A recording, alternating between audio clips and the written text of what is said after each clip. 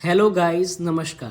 क्या आपने कभी सोचा है कि इंडिया में पेट्रोल का प्राइस कभी कभार 100 रुपये से भी ज़्यादा क्यों हो जाता है? सोचा है कभी?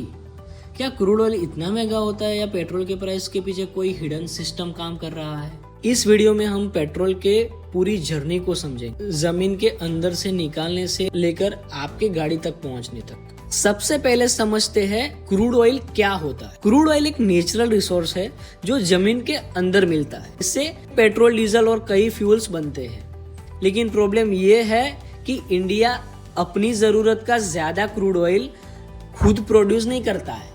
इसीलिए इंडिया को अपनी ऑयल रिक्वायरमेंट का लगभग 80% हिस्सा दूसरे देशों से इंपोर्ट करना पड़ता है। ये crude oil Saudi Arabia, Iraq and UAE जैसे देशों से टैंकर शिप के थ्रू इंडिया आता है। पोर्ट्स पर आने के बाद इसे स्टोरेज टैंक और रिफाइनरीज तक भेजा जाता है। इंडिया में इस प्रोसेस को मैनेज करती है कंपनीज जैसे Indian oil corporation, Bharat petroleum और हिंदुस्तान पेट्रोलियम।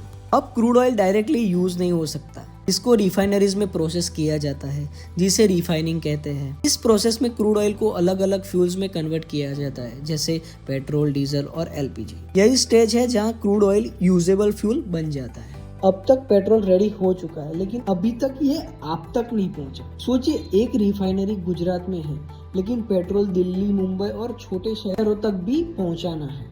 इसीलिए पाइपलाइंस, ट्रेन्स और टैंकर ट्रक्स का यूज होता है। हर एक स्टेप पर कॉस्ट ऐड होती है, फ्यूल, मैन पावर और मेंटेनेंस। और यही हिडन कॉस्ट धीरे धीरे पेट्रोल के प्राइस को बढ़ाती रहती है। अब आते हैं पेट्रोल प्राइस के सबसे शॉकिंग पार्ट। अगर आप सोच रहे हैं कि 100 रुपए का पेट्रोल सिर्फ ऑयल कंपनीज कमा रही है, तो आप गलत है। रियलिटी तो ये है, पेट्रोल प्राइस का सबसे बड़ा हिस्सा टैक्सेस का होता है। सेंट्रल और स्टेट गवर्नमेंट दोनों पेट्रोल पर टैक्स लगाते हैं। कई केसेस में पेट्रोल के टोटल प्राइस का लगभग आधा हिस्सा सिर्फ टैक्सेस का होता है। मतलब अगर पेट्रोल 100 रुपए का है तो 45 से 50 रुपए सिर्फ टैक्सेस का होता है। चलिए एक सिंपल एग्जाम्पल से समझते हैं।